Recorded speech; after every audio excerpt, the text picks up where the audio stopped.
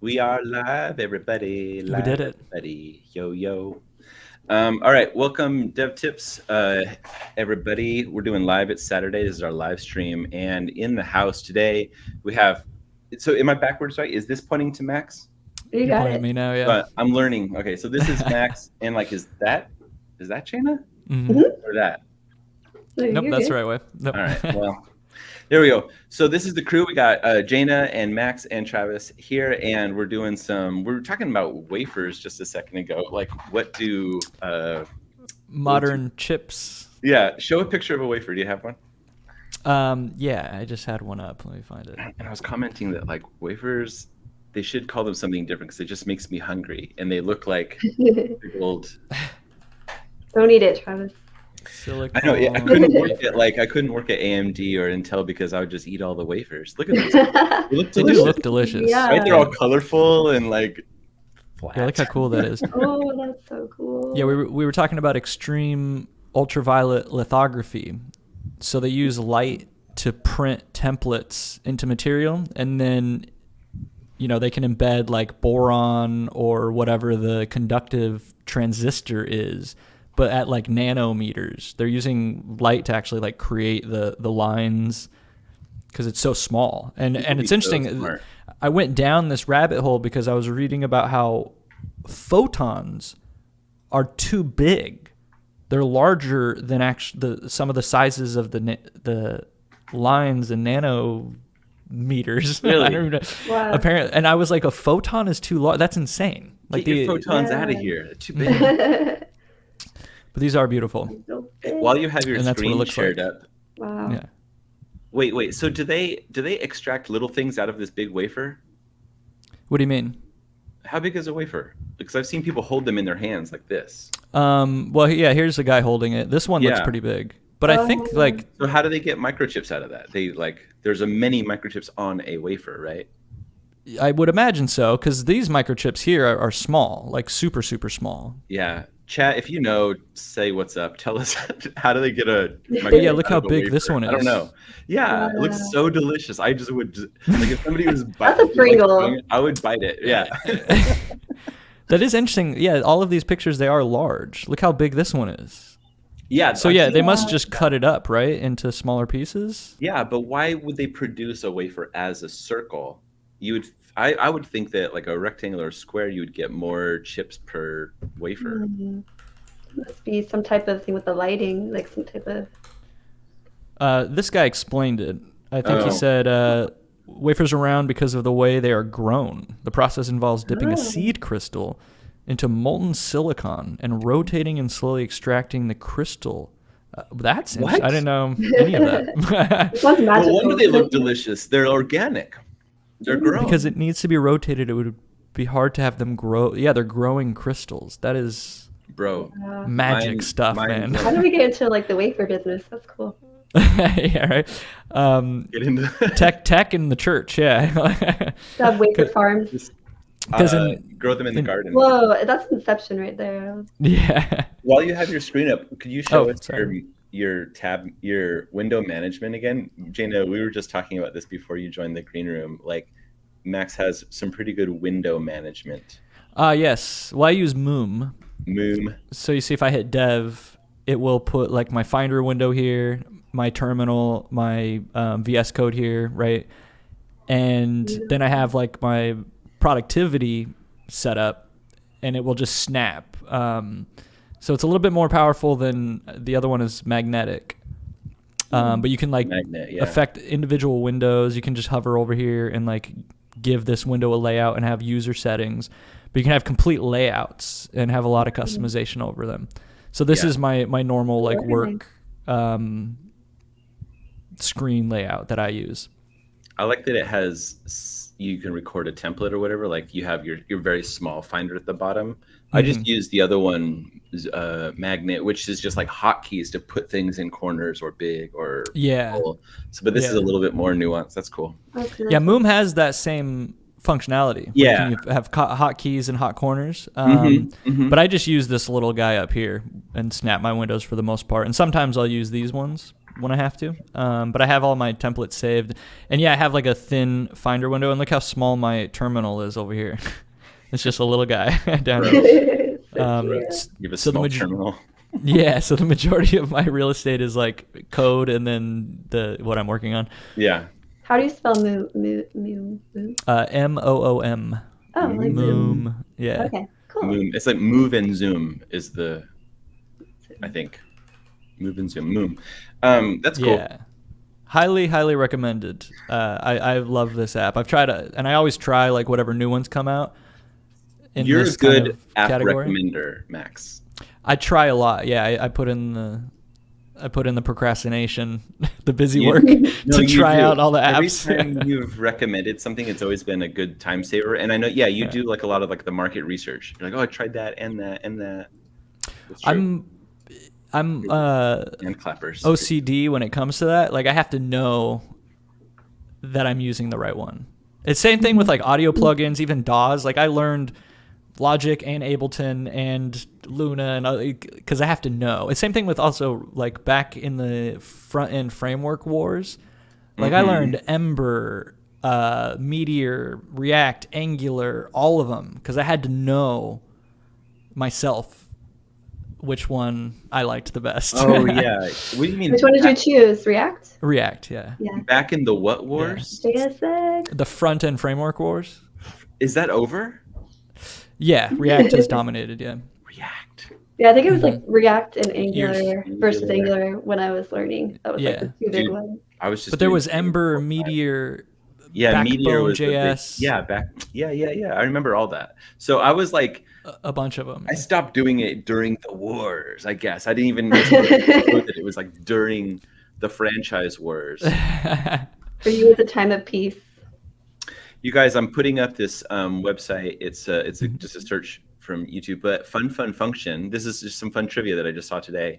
They're returning. Oh, what? Yeah, they're returning, and they're premiering on the 3rd of next month. Cool. A new episode. So I have clicked notify me because I want to see this. But it's so exciting. Like this is the previous owners of this channel. They purchased the YouTube or DevTips YouTube channel from me, and we've just kind of come back and we're doing our podcasting on Saturdays vibe, and they've got something up their sleeves too. So I'm excited to see what JP is doing. Cool. Yeah, I mean he's such a cool guy. And looks like they got a lot of heat, a lot of interest for what they got going on, and nice. Yeah, it's pretty exciting. So I wanted to shout that out. And also, like, I found this other channel that I'm interested in just recently called Studio Practice. I was thinking about like how much YouTube I watch, which is a ton, guys. I really love YouTube. I watch a ton of TV. Dude, the other day, I was telling Jana this at dinner. We went to dinner with some friends, and we met somebody who's like a Disney adult. You know, she like loves Disney. Her husband used to work there. Oh, no. Whatever. Yeah, whatever. But I watched this one YouTube channel, Jenny Nichols. I don't know if she has a different name, but that's her name. And she like just sits there and talks about, media and content and, Disney and kind of like these big franchise things. A lot of Star Wars talk. I found her because I like Star Wars, and back when like they were redoing Star Wars, like Force Awakens era, like maybe right. How long ago was that? It was like maybe 8 years ago. Maybe 10 years now. Yeah. 2012. Yeah. So yeah. It seems not that long ago, but yeah, I think. Yeah, they're about a decade old. So when that era was in, I was like always like I subscribed to like a bunch of Star Wars channels anyway. But this one YouTuber, Jenny, she's like such a cool person, but also like a mega fan and a nerd. And she also has like these really great insights and takes. But just to show how much YouTube I watched a 4-hour review of a hotel that she had done. And it was like exhausting. Like I had to pause it. Like it was over several days, but like I just had like the window popped out, and it was just like in the bottom of the screen while I work and stuff. And she would just be like, like dissecting like the nuance of like the hotel room, and because it was like a themed Star Wars hotel and stuff. But anyway, Star Wars hotel, okay. Yeah, and then I was just thinking today, like all that time I spend watching like this wrap up of a Star Wars hotel. I could be watching like things that grow me, that like make me better. And sometimes I don't have that great habit, but I found this channel just today, Studio Practice, and I watched this video, how to become. I'm going to tell you exactly how to become an excellent designer, and I shared this with my son in our family chat. But like, I was like, oh, there's a lot of good stuff out there that you could just like soak in and just become more aware of the things that you actually want to know rather than like wasting time. Yeah. I mean, do you feel like sometimes those are like the guilty pleasures that you enjoy? Like, did it feel immersive? Do you feel like you were at the hotel, like you had that experience and now you don't have to ever go there? Or Oh, well, I think it's really cool because, I'm a bit of a history nerd, and I'm a bit of like like I love understanding how things work and stuff. And this hotel closed. So it opened, it kind of did a little thing, and then it closed, and it was kind of seen as a failure. And like a so flop thing? yeah, flop. And so she's like, this was going to be a review of the hotel, but it's more of like an epilogue, or kind of like a what do you call that? Documentary on this failed hotel. Yeah. Exactly. Yeah.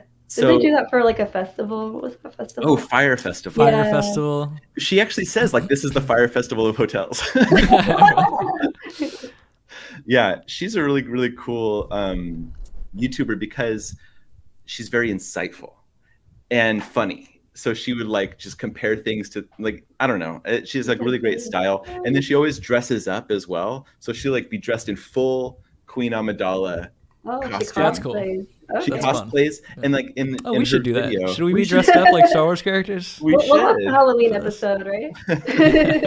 That's right. I always liked when shows would do Halloween episodes. That was like Yeah. my favorite. Those are the best episodes of any show. Yeah, the Halloween ones.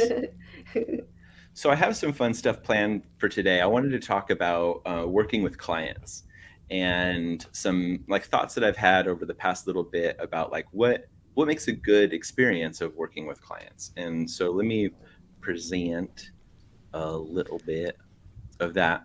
But before we kind of get too much into this, did you guys want to share anything that you're thinking about this week, or like kind of what's on your mind? Or should we just jump right in here? Let's jump in. There's a couple things that I want to talk about, but we can save it for the end. Okay. Just some of the stuff that came out last week, ChatGPT for Omni, and just some cool other stuff in the development world that we could talk about. But we'll save it for the end and have like an open discussion at the end. That sounds great. Love it.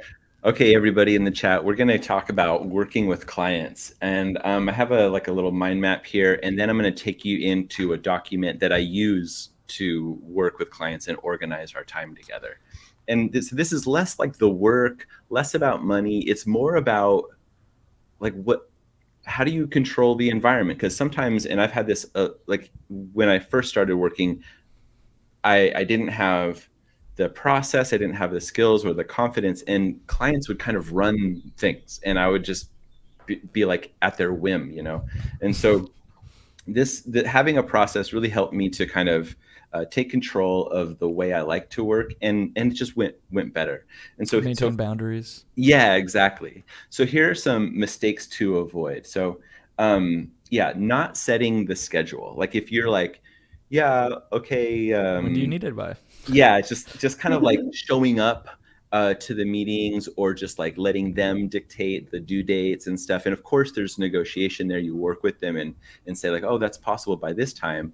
But like them saying like, I need it by Thursday, and then you're like, that's not really the way. And a part of that is just like fundamentally thinking that the client has the answers.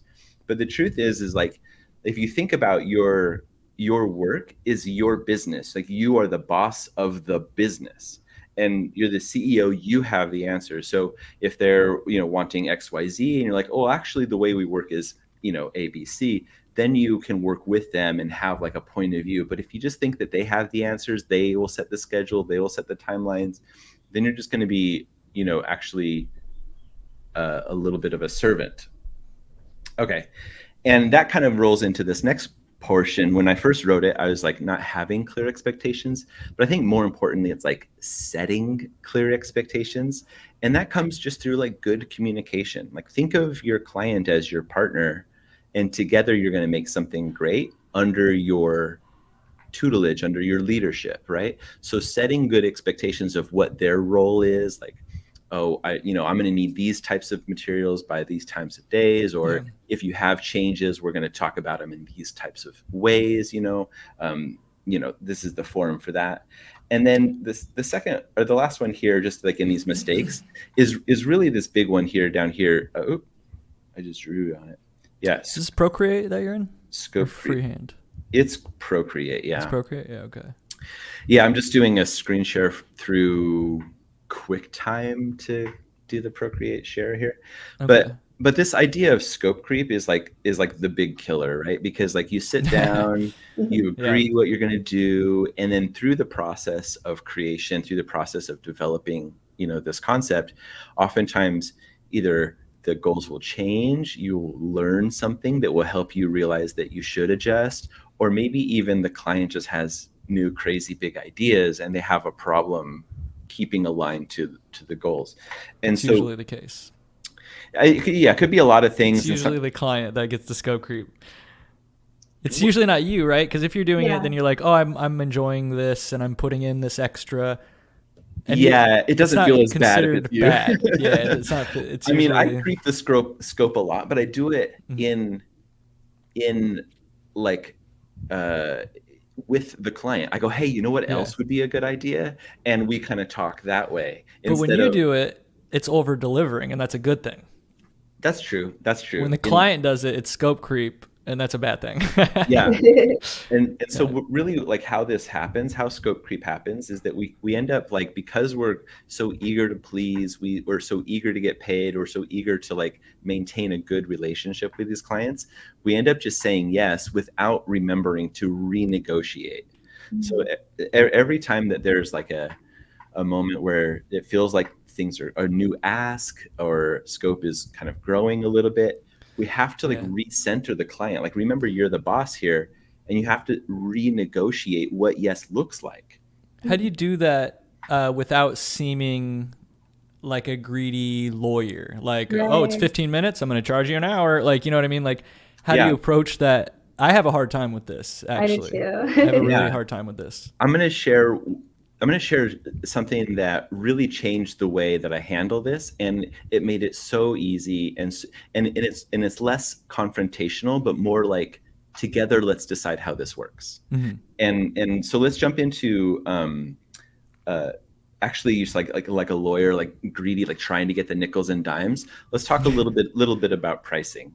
So I think there's like three main schools of pricing.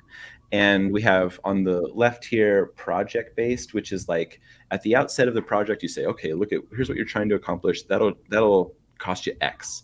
And then this is like prime for scope creep, right? Because like as you're going along, X never changes, but the path to X changes. Exactly. So this is kind of, I think, where scope creep happens.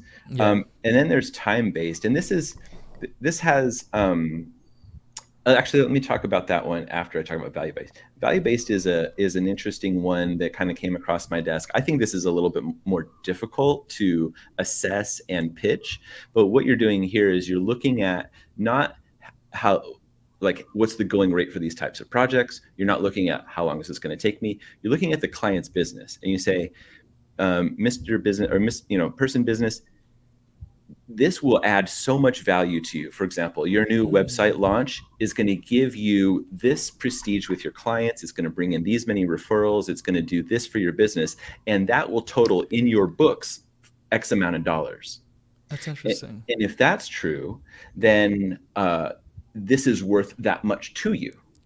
So I'm going to price it at this based on how much this is going to bring in for you.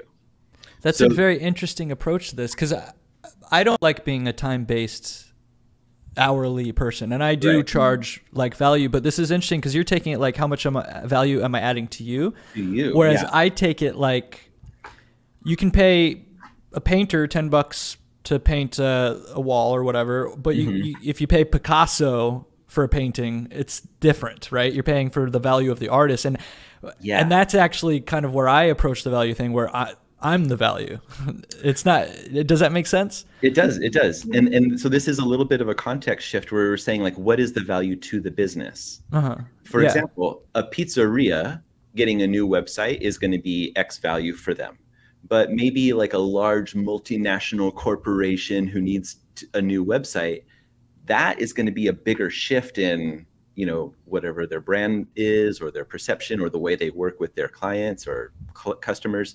So the value might be a lot larger for, you know, this multinational company than a corner store pizzeria.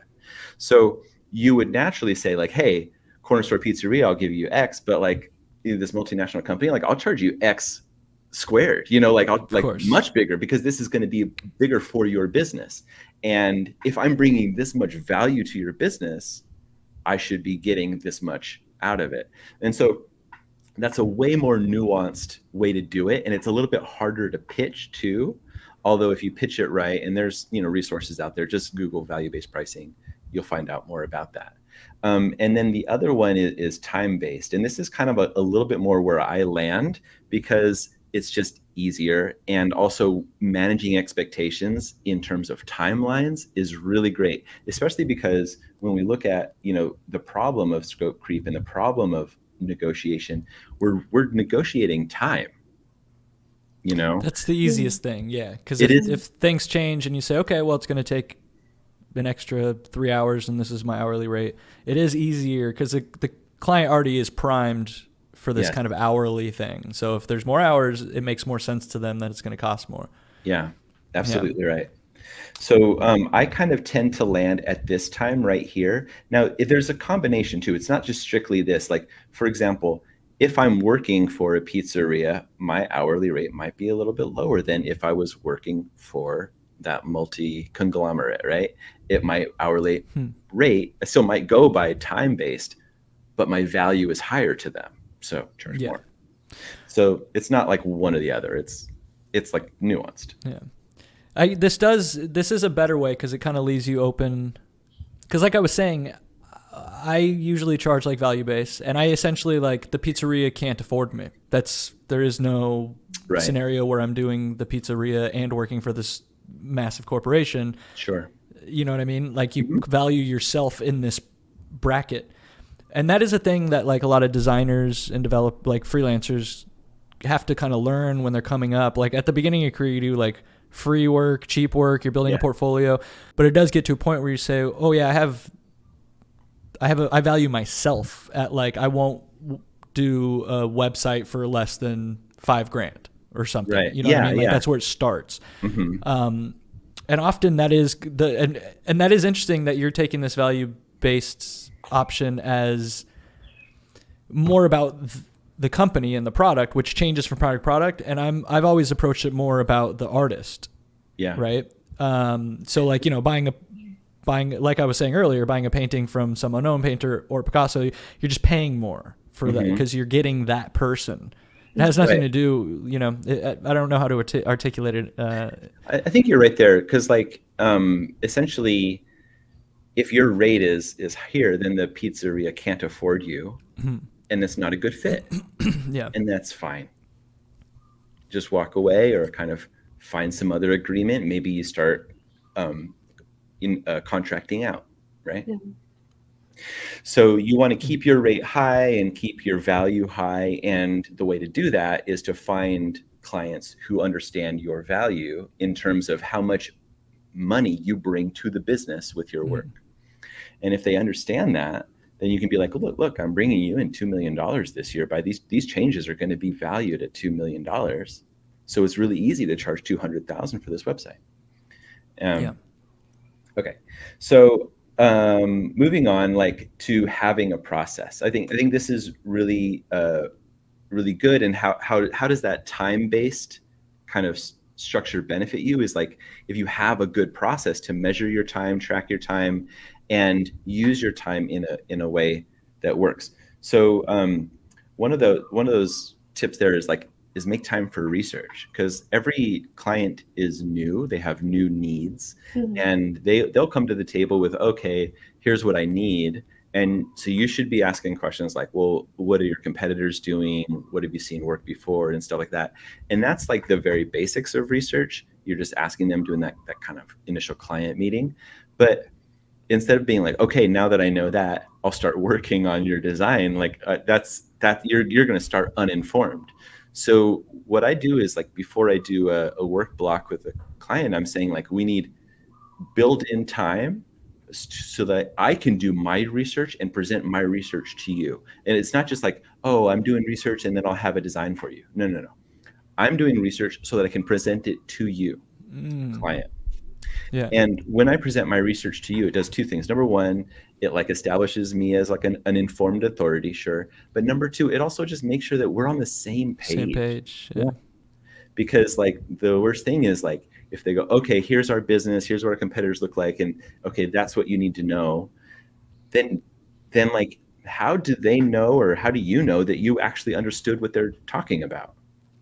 Yeah. The way you validate that and the way you confirm it is by presenting back to them what they've taught you and also other things that you've learned along the way.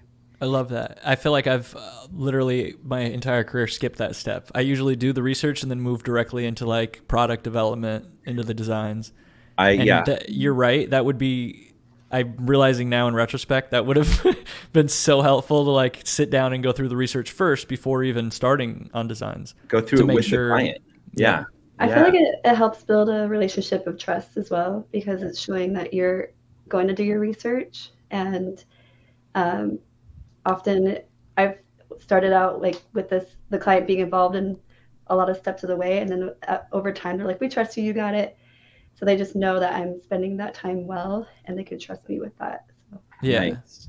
Yeah, it is the trust thing, because often I'm guilty of this, of just assuming that the client knows all of the different disciplines that go into UX design and development. Like, yes, I'm thinking about your target demographic. Yes, I'm thinking about user cases.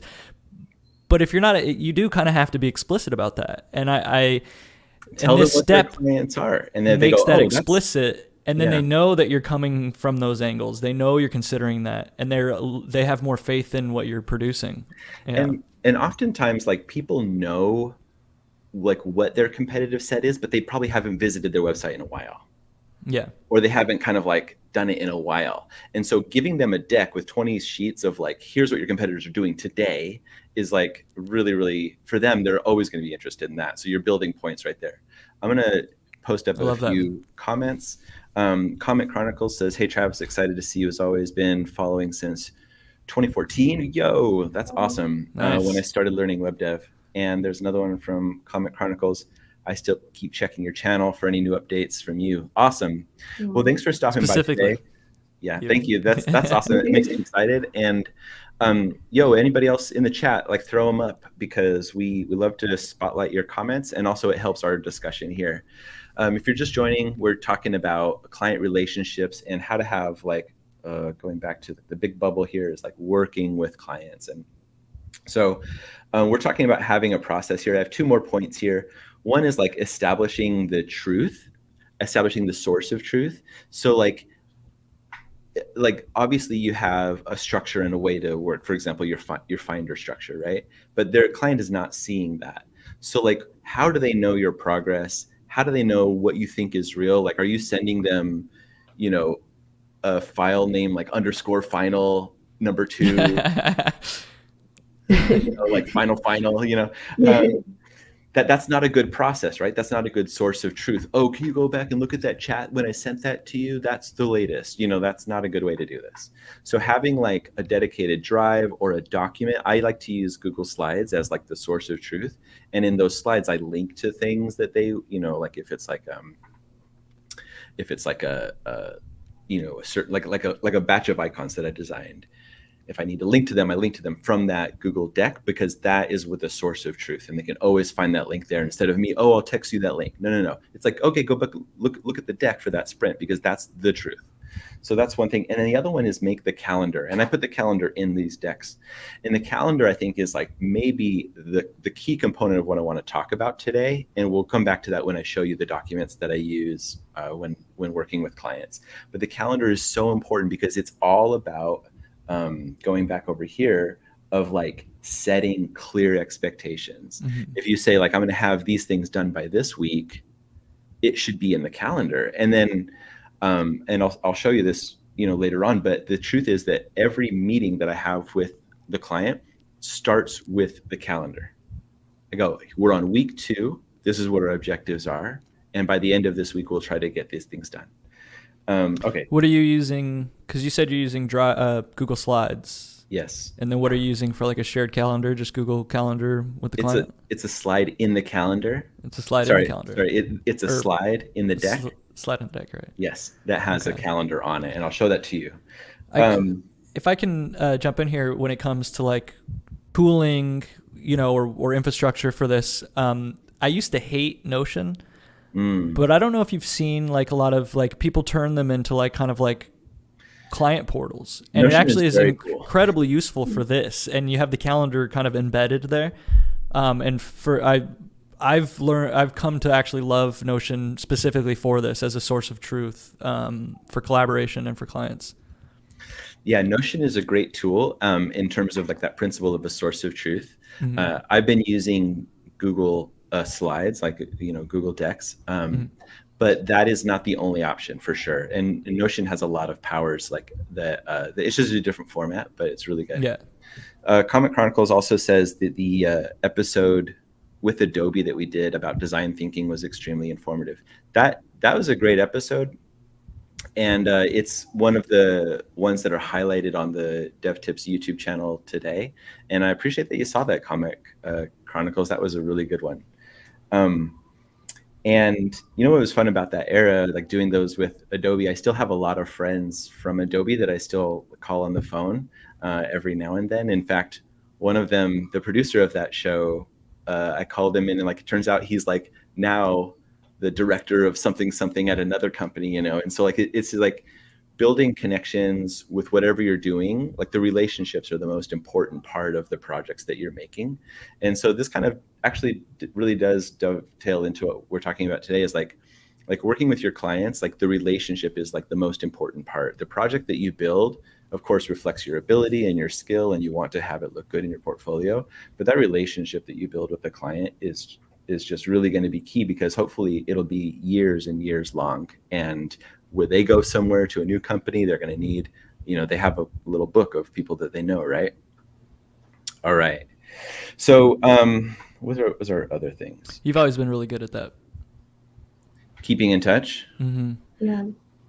Yeah, man. We've been the two people here on this stream. I've known you guys for like 20 years. Okay, so track your work and show your value. So you've mentioned Notion, sorry. And I mentioned that I was using Google Slides, but there needs to be like that source of truth where the client can look back and not only see like where to find their things, but to see how things are going and what you've accomplished so far. Because a lot of the part of demonstrating your value is showing your work. Celebrating wins, yeah. Yeah. Celebrating is a huge thing. Like, Jana, do you remember when we were working with Scott? We'd just have parties. And we launched a thing, Yeah. I think I brought like confetti popper once. That's right. So keeping a progress journal, I don't know if this is a good name for it, but it's just like that place where like, oh, okay, last week we did this, and that here's the results of that. The week before that we did that, is a really good thing. And then, be able to look back at that progress. And this, again, when you're renegotiating, like if there's a pivot in their strategy, instead of having scope creep, having this progress journal and being able to look back at the trail, that you guys are carving together, really helps with that idea of renegotiating when there's a time to change. So you say like, oh, actually 2 weeks ago we looked at these things, so having that progress is huge. And so what I'm talking about is like presenting that progress journal to the client to communicate your value and your process. This helps them to understand, and because when people have an understanding of what's going on, they feel more relaxed. They feel more, able to release. They feel like they're in control. Yeah, like they feel more involved and more collaborative. And so if people don't feel like they know what's going on, that's when they tighten their grips, because they feel insecure about it's like a trust thing, right? So they release and trust more when they can see what you're doing, when they have visibility. And it's a thin line, because to the client, if you're kind of like a black box, right? Like they're just waiting on you to produce this thing. Yes. Mike, what is it? That quote from that one movie? Mike Dexter is a role model. Mike Dexter is a role model. What Sorry, movie is that from? Can't hardly wait. Mike Dexter is a god. Can't say I've seen it. Can't Hardly Wait is like the best 90s party movie. It's like a high school party movie. I don't think I ever saw it. Yeah, I remember the title. It was famous. It's a famous movie, but I don't think I've ever seen it. Jennifer loves you. Yeah. Mike Dexter is a role model. Okay, sorry, Max, I interrupted you. Oh, no, I was just saying that this is important, because the client does get anxious when you are a bit of a black box. Like, they're just waiting to see, and like, if you have like weekly meetings, that week in between, they're like pulling their hair out. But it is kind of like a thin ice, or like a razor's edge, managing, like, obviously you don't want to be a black box, but you don't want to become a design monkey where they're kind of like working over your shoulders. So keeping it where it's like you have your autonomy, but you're keeping the client unstressed, right? You want to be micromanaged. Well, let's unpack that. What is it? What does it look like to be micromanaged? What are they doing to micromanage you? I think usually it is that the client is like, one, excited. Very often the client's like, I'm so excited. They want to see it quick. Especially if you're like me. I'm very guilty of like front loading progress, like a lot up front, right? And then tying up that last 10%. The devil's always in the details, right? And that's where things start to get dragged out with clients and stuff.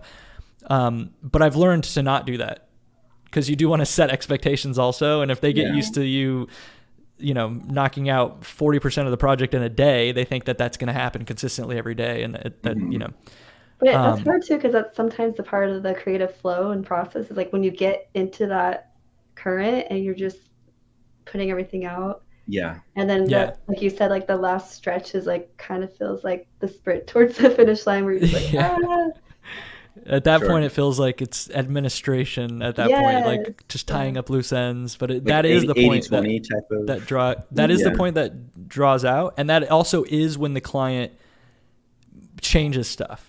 Yeah. When they maybe are like, they're so excited that they become impatient, and then they start. It is a difficult thing to manage, especially over the course of a long-term relationship with a client.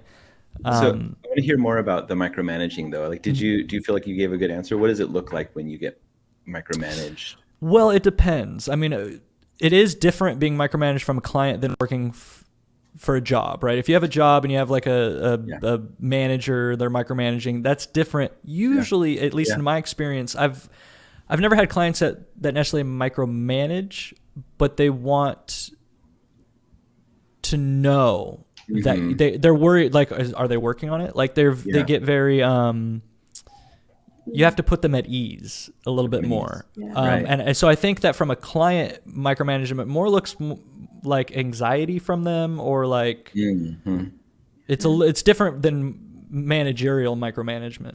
What do you think, Jana?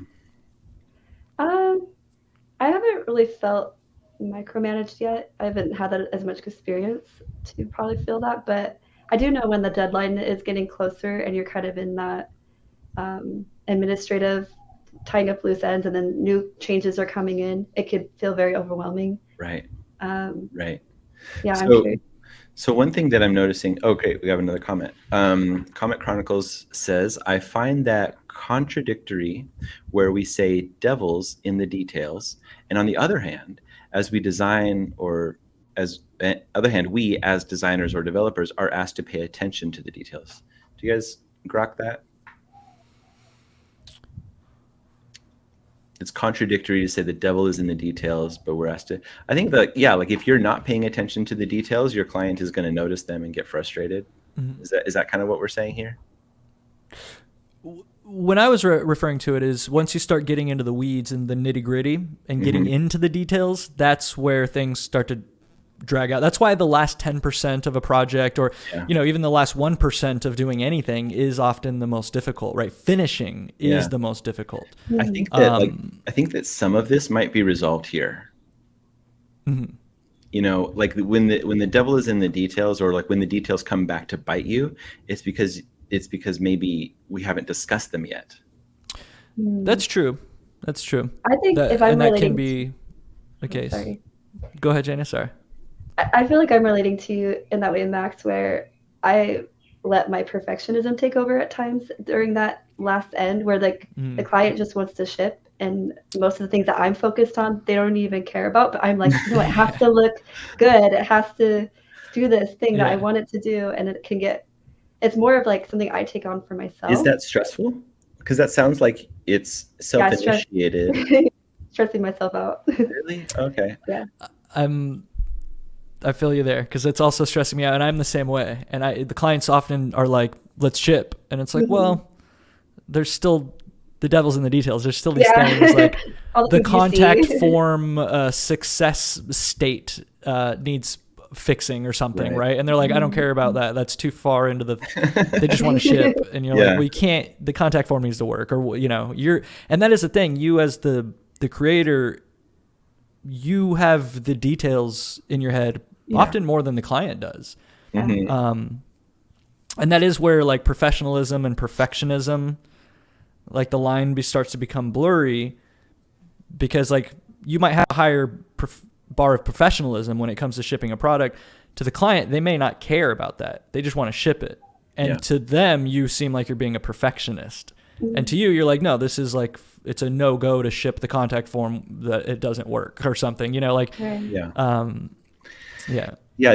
just being professional, and kind of like, and a part of that is, educating the client of what the parameters of the project are, what the success look like.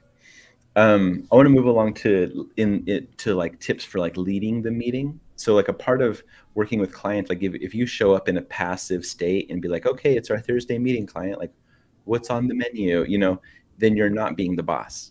You're setting yourself up to be micromanaged. You're setting yourself up to be you mentioned design monkey, which is a curse word. A curse word. It is a curse word. Yeah. Make my logo bigger. Yeah. So let's talk about leading the meetings. When you show up to these meetings with your client, number one is like be prepared. Like have your documents ready the day before, the hours before, because like preparation, not only just like, oh, you're going to have the things, but it gives you confidence. Preparation equals confidence, literally. So knowing what you're going to talk about, how things should going, be able to give the report of what happened in the interim period, like this week, this has happened, And so kind of like what that looks like is like in every moment you are setting up, you're leading the meeting. So today we're discussing these things, and you set that out at the beginning. And I'll show again, when I get to show you the deck, this will become a little bit more clear. But the last principle here is that to really lead the meeting, remember that you're always the presenter. Even if like it's their turn to talk, you frame what you want from them, how, what would be the best help for you to get the job done. So instead, like sometimes we have clients that just like, they talk quick, or they like drone on, or they get, they tangent a lot, or they use like jargon or whatever it is. Always be presenting means that you control the frame of the conversation, and say like, okay, well, we mentioned this thing. Can you tell me more about that? So it's not just letting them talk about whatever they're interested in or thinking about right now, because some people are just top of mind. But like always be presenting, let the client talk, yes, but like you're in charge of the presentation. It's your meeting. You run the meeting. Okay, we've got a little bit of comments here. TBK Trey, hello. What's up, Trey? Jay Gannon, Dev became AI, sad but true. UBI. I am waiting for that UBI. Yeah. I would like a few free dollars. That'd be great. I hope AI gives us UBI. I think that would be great, because there's a lot of us out here who are just trying to kind of keep our head above water. I don't think that I would ever stop working, because I love work. I love having purpose. I love having getting better. I think this is actually the last point I wanted to say here, is that like working with clients is a great opportunity for upskilling, because you literally get better while getting paid to charge more later. Like it's like the best. And then Jay Gannon also says, Dev is about selling yourself more as a consultant. Makes sense. Taste matters. That's right. Yo, actually, that's interesting that he said that, because if I do client work, I actually do brand myself as a consultant and not a designer. That's I've lit. Switched over. What does that mean? Well, the highest paid people in the world are consultants. And that is the best way to position yourself, because you maintain an air of authority and not of like, oh, now I'm your employee. I'm your, because especially as a designer, and a little bit with development. But like, depending on the client, it very often they're like, oh, I have a nephew that does design, so what you do is the same. And it's like, well, no, I've built a 2-decade career. Like, it's a very different thing. They don't, and earlier we were talking about like a lot of people don't know all of the different disciplines that go into UX. It's the same thing with design, understanding the market, understanding the client. There's so much stuff invisible behind it. And if you're branded as a designer, again, it depends on how you're branded and who the client is, but you're much more likely to maintain the air of authority if you're a consultant. That makes a lot of sense. So like, it's just framing, right? Like, it's just framing, yeah. So you say design consultant? Is that what you're saying? Actually, creative direction and technical execution consultant. You always had the words. Yeah. I love it. Yeah. I specialize in creative direction and technical execution. When we first met, you were the Cool. director of design and digital development or something like Interactive that. development. Yeah. I've always had I love all the acronyms. I was a designer. I was like, he's a what? DDI. I was a director of design and interact. Yeah, DDID. Wow. Back then, yeah. All right, I'm going to throw up a deck that was a real live client deck that I had used, maybe a few months ago for a client. I hope you don't mind, Caleb. But this should help to understand like how we're applying the tips and principles that I've already talked about. So the first thing I'm going to do is go into grid view so we can see all of our slides kind of like at once. Let me zoom out a little bit, make them smaller. Kind of just demonstrate that like there's a flow and an organization to this deck that is important, I think. So actually, let's zoom back in. So the first thing that I'm doing is I have that calendar that I was telling you about, and this calendar slide I can move around depending on where we are in the deck, but every meeting I start with this calendar and I finish with this calendar. Let me zoom in to show you what it looks like. So in this sprint, this happened to be the 4th time we're working together, and I organize the work that we do in sprints, and I kind of like, you might say that I charge by the week. I don't really do hourly tracking or charging at all. He knows my weekly rate is this, and if our sprint is 4 weeks, he knows what the bill's going to be at the end of the month. And sometimes our weeks sometimes our sprints are 2 weeks, sometimes they're 8, but like I'm essentially sending him, like we're tracking that every time we meet, and we meet twice a week. We meet twice a week on a Tuesday and a Friday. And instead of having like a big meeting, like an hour or whatever, we're meeting 20 or 30 minutes.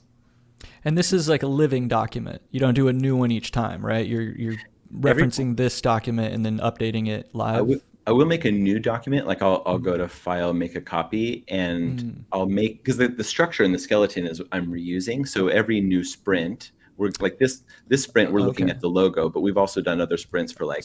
So you do a deck for each sprint. I do, yeah. And this is what I mean, like having that source of truth. I like that a lot. That's interesting. That's kind of like taking from a developer's perspective, like the feature branch approach to client management. Yes. Like each sprint, you're focusing on a specific feature to develop, and this deck is the feature branch. Yeah, exactly. I like this approach. And every time we sit down, I literally move this circle. I go, okay, well, we are here right now. So we're in the first we're in the first sync of week 2. And we're going to do some exploring wide. And so what our goals are today is we're going to do sketches and theme explorations of this logo. And then we're also going to get feedback. We're going to have discussion on those things. That's our goals for this week. Now, how do you deal with a client? Sorry to interrupt. Yeah, go ahead. I'm seeing week 1, week 2, week 3, week 4. So I'm seeing a 4-week sprint for a logo. How do you deal with a client that's like, can't you just do it in an hour? It's the wrong client. Good answer. Yeah, it's not. There's nothing wrong. You can on Canva. No, I was kidding. Yeah. Yeah. I mean, that's another thing. Like, you'd be like, okay, cool. Like, maybe we can charge you for like an hourly consultancy, and I can live stream or sit down with you, and we can go through Canva together. I don't know. I'm just being facetious there, but essentially, the principle here is that it's the wrong client for you. Yeah. And that what might would be you hard. say to designers that are getting started, that are trying to position themselves where they can, do it properly, but a lot of people don't understand design, and they don't understand that what proper logo design is. And they're like, oh, but my friend did his logo with AI and got it in 30 minutes, so why can't you? Like, what advice would you give to a new designer dealing with that kind of situation? Yeah. So a few things. Firstly, it's a leveling up yourself as an agency runner, a designer. You're the CEO of your agency. Leveling up yourself will take time, and so don't like be upset with yourself if at the beginning of your career you're constantly running into these like walls. These are lessons that you're learning. And when I had the other screen up and I said upskilling. This is an upskilling moment, like having a frustrating meeting or a bad month or like a project that just dies. That's an upskilling moment. You learned a lot right there. Like, so that's okay. Like that would be number one, I would say to them. Number two, I would say that like, okay, so jumping back to like when I first started, I remember my first logo project. The client said, oh, my brother wants these things, and I never even talked to that brother once, which is like, what? She's like, oh, he has a company that they like do this way, this, and this, and we want a logo. And I was like, okay. And so I went home and I made 3 logos, and I showed them, which one do you like? And they go, oh, we like number 2, but we want this, this, this. Like, okay. And then I went and I changed it to according to just what she said. So essentially, like, the word design monkey is applying here, and brought it back. Like, is this right? Yeah. Like whatever, so like that's definitely one way to do this. But is that how you want to run your business? Is that how you want to run your life? It's not scalable. That's not what I want. Yeah. Like, it's just that's not what makes me feel happy and good. And so the reason I show this calendar is not only to like track our progress, but to set expectations. And if you look at this first week, the first week is assess. So if you think, that I'm going to turn around with a logo in 1 week, or at least like rough drafts or even options, like, look, there's no even sketching here. And Max, you were saying earlier, like, oh, I get a lot done and I get the fire, and I what did you say? Front load my progress. Front loading progress. Yeah. I understand what you mean, because I experience the same things. And sometimes it's like, especially in this, because I'm usually doing UX and design. So like logos is not my main thing. And he needed a logo, so we're doing a logo. And for me, it was like kind of hard to show up to those first meetings not having sketched one thing. And having nothing to show. Not having nothing to show, because remember, research. Make time for research was that principle. So I think too, like, it's not only building the trust, but it's also building a language with your client, and to make sure that you're both understanding before you even put, we could say, pen to paper or arrow to canvas or whatever, is that you're establishing that you guys are both on the same page, and it's going to help you not go too far down and having to come back. Yeah. And it also gives you an easier way to let the client know, like, oh, we've gone this far. Like, you have something to show. Like, look at the roadmap and look where we're at now. Like, oh yeah, that's what we start and end. We start and end every meeting looking at this calendar. Yeah. And so like, you go ahead. I'm so sorry. My dog's ball is stuck under the couch and he's crying. Max. I'm just gonna get it for him, otherwise he's gonna keep crying, and it's probably Max. loud. So you keep going. I'll be right back. Sorry. Okay. Yeah. Cool. His ball. Yeah, and so that's why I was saying like if you look at this first week, there's nothing in here that says sketching. There's nothing that says I'm going to give you vectors or you're going to look at any work. All that's going to happen is I'm going to learn from you. Caleb is the name of the client. I'm going to learn from you, your vision, your ideas. And that's mostly happening in that first meeting. It's like a download. And So then like I'm going to, a vision board for this, or yeah, that's what the first week was about. Like after I understand what you want, I'm going to go back and I'm going to see what else is out there in the world. And then kind of like what we were saying before is I'm going to present that back to you so that we are speaking that same language. So it still is very visual. It's just not your work yet, like your physical or designing it. I'll show them to you right now. I'll show them to you. I'll show those mood boards and like how I do that with you right now. I'm going to jump back into the grid view so we can see like the pace of the, I'm going to zoom out a little bit, make it smaller. So you can see that the pace of this deck, but there's kind of like, actually go into the contents. There's the project overview and goals. And this first section, literally you do it once and it's there, but it's just like this document to, this document to make sure that we're on that same page, right? That's like you fill it out in the beginning. And then number 2, section 2 is the design solution, which means like this is the space, the area that we'll put the final solution that we arrive to. So most of the sprint, it will be kind of like blank. And then the third one is the archive of progress by week. This is like where most of the action is happening. So let me zoom out back out to the tiles and you'll see what that means. So after this slide is the archive of progress by week. And then I have week 1. This is everything we did in week 1. Nice. Week 2. This is everything we did in week 2. And it broke, and let me zoom into week 2. Week 2 has, we looked at a few things. We did typefaces, we did sketches, and we had 2 rounds of sketches. So we had 2 syncs on that. And if I back out to my grid, you can see that week 2, here is sketch sync 1. So these are all the sketches and we talked about them. And we said, okay, I'll come back with more sketches sketches sync 2. So more inspiration, more mood boards and going for.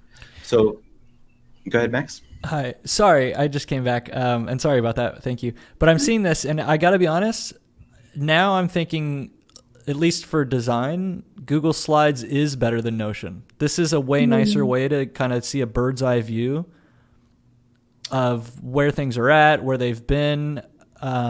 It's a lot cleaner than like, yeah. I actually might switch to Google but I'm really Slides. happy that you said that. Everybody loves validation. That's awesome. I'm glad that you like that.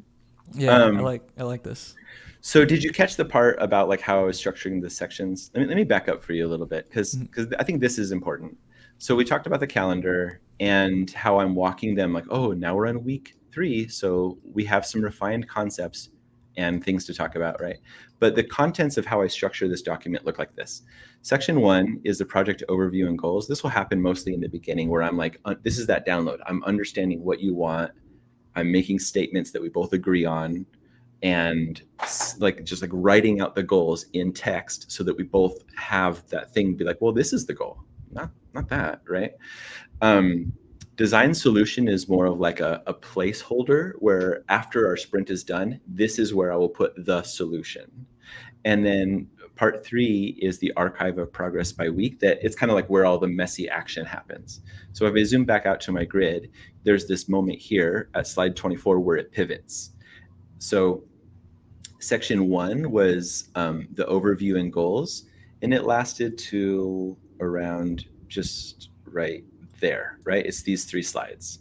And then design solution happens. This is the final solution that happens after our sprint is done. This is where we landed. This is your archive of information, like the source of truth, right? This is Looks like a brand book kind of. It can be, yeah. It depends on what the project is. This is a logo, so a lot of that is like, yeah, safety zones and construction, like just letting you know how much went into this logo. Kind of like people like, it is a chance to kind of like show your feathers if you're a peacock, Yeah. right? Yeah. Show it off.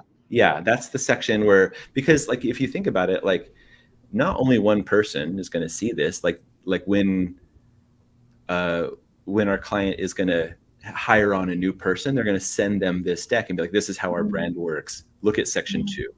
And then here's the solution, right? It becomes their brand guide. Yeah.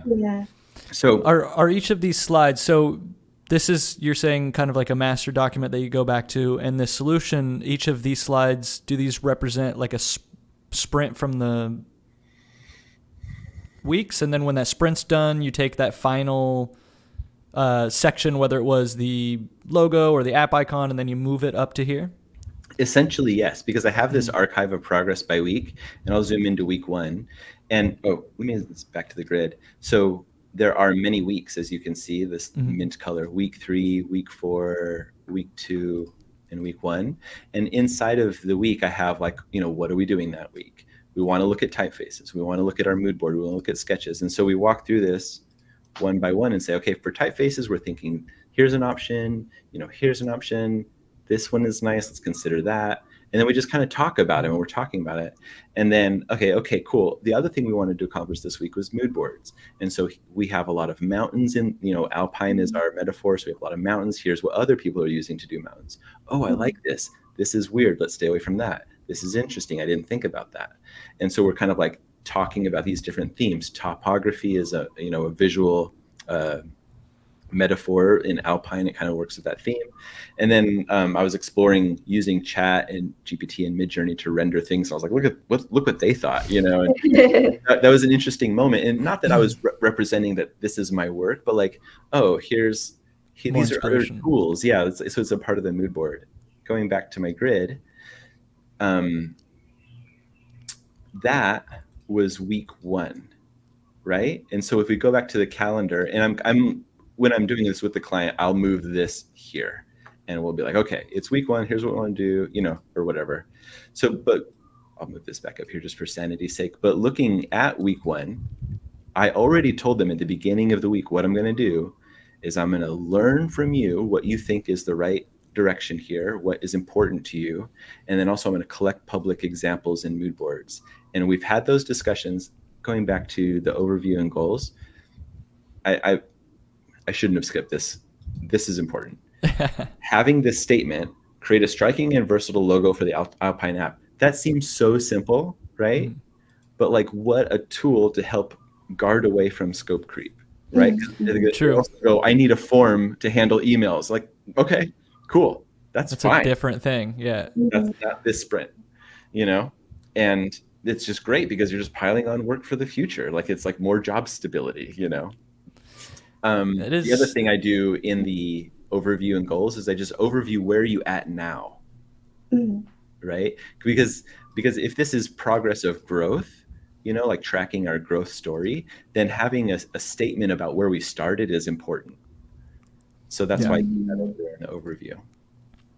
So in the event there are like an add-on, would you just create a slide to have those ideas as like a future to work on? What do you mean an add-on?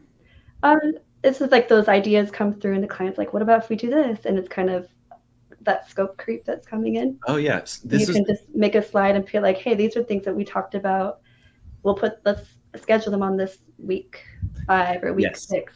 That's it. That's why the calendar is so powerful. It's because they go, oh, but we also need a billboard. And you go, okay, billboard, where should that go? And you just kind of talk with them like, where does billboard go? and they go, oh, well, actually, we do need to know what the brand book and wrap up are like before we do the billboard, right? And I go, oh, okay, cool. So should that be another sprint, or should we like add a week? What do you think here? I love this approach, making it like it's their idea. It's they're coming to the conclusion like, oh, it doesn't fit here, and we should. I like that. Because so much of this kind of like, at least in my experience, so much of my early frustrations with client work it was ego based. I needed to make them feel like I knew what I was talking about at all times. And so asking questions was a little bit dangerous. Working with them to like find solutions was a little bit dangerous as well, because maybe I came off as not knowing, the thing. But the truth is, like, they are experts in their field, but you are experts on how to run a design sprint or a design agency. And so you would know that if they have a scope creep item, or if something feels a little scope creepy, you know what to do because you're the expert there. So displaying your expertise by saying, okay, I see your need, let's fit that in somewhere, like that really Let me ask you shows a question. expertise. Yeah. So a lot of people listening may or may not be freelancers. They might be working on teams. And I've, dealt with clients and scope creep, but it's interesting because it's actually easier to deal with a client because you maintain the relationship that you are a consultant, you're this outside. How do you approach it on a team, dealing with managers and managing their expectations? Because often they're not like, if you make a slide, they're like, I didn't tell you to make this slide or this deck. And you're trying to manage, how do you deal with that and you currently work on a team at Google. So how do you deal with that in that environment? Great question. I think that one of the differences is proximity. So when you're working on a team, they probably have you 8 hours a day. They have access to you. They can ping you at 4:00 p.m. You know what I mean? And so you have to respond because they own you for those 8 hours a day. Whereas a client, it's just like, I'm going to see you on Tuesday, and if you're working at midnight on Wednesday, I don't care. Whereas a employer, it's a little bit more high touch. So I think that those are the differences, but really the similarities are the principles that we're talking about, having your own strong process. And sometimes you come to a work and they give you a process. They go, okay, here's where we keep our files. We have a like at work, we have a crit every Wednesday and Friday. And so those are forums to go and show and share. But really people are people, whether they're in a big business or just an individual startup, or you're working for a bigger client that's a bigger business. People are people. And so if you show them, if you're setting the expectations, if you say, yeah, on Tuesday, I'm going to present to you this, and this, let's set that up. There's nothing, I don't really see a difference there. Does that kind of answer your question? Or do you think that I'm not hitting it? Well, you are hitting it because, you are kind of approaching it in the same way. It is interesting though, because it is kind of just dynamics. So earlier we were talking about positioning as a consultant, right? Because it really does something to the client's mind, where they're paying this high level consultant versus I have a designer working for me. I have a designer doing the thing for me versus you're establishing this kind of different dynamic and a different image in their mind. However, when you're on a team, and earlier you said they're the experts of their business, but you're the expert of how a design sprint is done. But when you're on a team, your manager thinks he's the expert of how a design sprint should be done and how you should do your job. So it is a little bit different, right? Because now you're managing someone that does have authority over how you do the job. And they may have different ideas of how you should execute. Even if they're not doing the thing that you're doing, it is a different dynamic. And dealing with this is an outside a consultant. I've hired a consultant for our business versus this is an employee or this designer I hired to do this thing. It is a very, very different psychological component. And I would say that if you're able to maintain the proper dynamic with the client, where you are this consultant, that is the way to go. But you can't. It is very difficult when you're on a team. You have a manager who. It's very different where, the client's expert in their business, you're the expert in yours, but when you're on a team, your manager is the expert in yours, right? So how do you deal with managing that dynamic? I think this might be helpful if I had examples of problems that arise when you're managing, or when you're working with a manager. So just to set some context, I kind of I have a one-on-one with my direct manager and I run the meeting. I don't show up and be like, okay, what do you want to talk about, manager? No, I show up and we have a running doc every week. When we have our one-on-one, it's a date and then our bullet points. And I look at the last week, and if anything is resolved or unresolved, I move those bullet points up. So we have a running doc. And I go, this is what's important to me right now. I'm working on this. This is blocking me. I need your help with this. Can you do that or whatever? I'm running the meeting. Again, always be presenting. And if they go, okay, yeah, something came up, blah, blah, blah, I need you to do that. we have the doc, we have the structure, we know what's up. And so I go, okay, well, I'll pause this and work on that, and then they have the awareness of, they're not just dropping things on me and now I have 2 deadlines. No. Does that make sense? Yes. Am I Yeah. hitting the right- I would say that you're lucky to be working in an environment. I mean, you work. That's true. I am at Google. fortunate. There are a lot of different team dynamics, especially with startups. Yeah. And even not startups. Just most organizations probably aren't going to be as good working on a design team as it is at Google, dealing with people, especially when it's a small team or the people you're dealing with don't have experience. Yeah. But they're in a position to manage or a position of authority. And often dealing with those dynamics, like especially in startups or small teams, people are hired to do a thing that they're not maybe fully equipped, and imposter syndrome maybe sneaks in and they double down and try to be a little bit more authoritative. So it sounds like you don't have to deal with those types of dynamics. I think 2 things. Number one, you're right. Like I do work in a kind of like a mature design team. So my team has a high level of maturity, meaning that we trust each other. We, when somebody says this is a good design or a good idea, we kind of like implicitly kind of respect that. We do.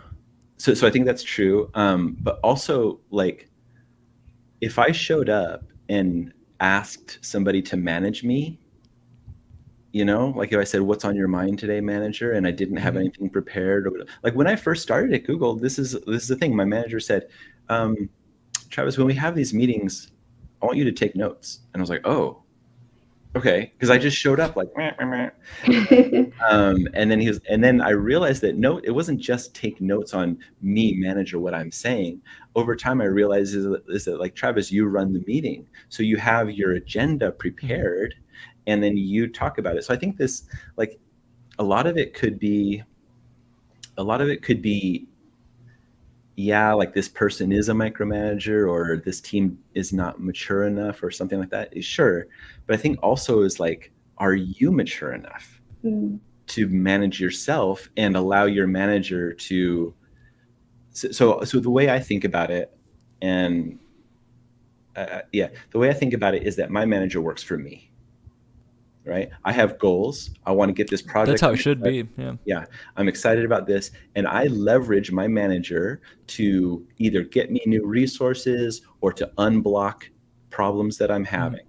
And if I show up to the meeting and I'm like, what do you want me to do, manager? Then that's not the dynamic that I'm going to get. Yeah. You're right that in any position where you're producing, you're producing the work, the manager should be working for you. Yeah. And I imagine in an infrastructure like Google, they're more mature. They know how long things take. But I have some horror stories that I've heard in my own experiences. For the company, I don't want to name them, but the company that I was working for, it's a nightmare, right? And dealing with managers that don't want to be managed. They're like, you work for me, you don't manage this, but then they're mismanaging it. And you kind of have to just, drag people kicking and screaming across finish lines. Yeah. Which can be difficult especially for new designers that are starting out in their career and they don't have the confidence to drag people kicking and screaming across the finish line. They kind of just get sucked up in an organization until they quit or find a new job. So that's what this discussion is about. Like, we're trying to level up the audience here, give you guys structure so that you have confidence. Earlier, I said preparation equals confidence. So if you show up to your meetings with your bullets, you're going to be more confident. If you show up also sets those expectations, like you were saying. It's interesting to kind of like how Max is asking about it in a team dynamic versus like freelance, because in freelance you are your own manager as well as the designer. So you are like the title that Max talking about, more of a consultant type, whereas like within a team, I think it is interesting to learn how to also take the things that you showed us earlier and applying that within that. Really cool. Yeah, in my mind, it's very similar. Like if you show up to a team and you have a process and people see it, they'll be like, oh, that's his process, like they'll know like what it's like to work with you. Like I'm on a team with a number of designers. We're in the 20 area, I think, and working with them, with individuals, is always different. This person likes to do this. This person likes to do this. This makes sense to them, and that's fine. But if you show up and you're the person with the process, then that's just how you are. I think a lot of the difficulties that we're talking about, like being micromanaged or having disagreeable whatever, I think it's because you just didn't have a process. Honestly. I don't know. A lot of times people aren't patient for the process. I mean, right here you have 4 weeks for a logo. Most people are like, I'm not going to wait 4 weeks, right? Like you do have to find the right client that understands that, is willing to pay for that, understands the value. And even if you have a process and you're good at explaining that, you still got to find the people that are receptive to that. Yeah. And in the world that we're in now, where everybody wants to move fast and break things, AI can make them a logo in 20 minutes. Why should I wait 4 weeks for you and pay you a bunch of money? Like it is increasingly more difficult to take the reins of that bull and manage that dynamic. I think that so number one, you're right. This is a good client. This is a design-oriented client. He's a developer, but he has a great design sense, and we can talk about design literally for like hours. So that's true. However, I think that like if you showed up with this 4-week process to build somebody a logo, and it's your first week, and you're like, here's my process. It's a 4-week process. We're going to start with understanding, and then I'm going to explore wide. I'm going to go wide and kind of like do a lot of sketching. I'm going to do a lot of like, I'm going to get your feedback at that time. It's going to be really fun, a lot of wild ideas. And then after that, we're going to start narrowing down. We're going to refine those walking through this. And at that point, I'm going to make vectors, which is different than hand sketches. And then we're also going to finalize that typeface. Actually, I think finalized typeface was something that was scope creep because we couldn't nail it down over here, So it's something that like we're talking about. We're negotiating the calendar as we walk through. I'm like, this week I really want to get typeface, and so I'm kind of like coming down here and I'm adding number. You know what I mean?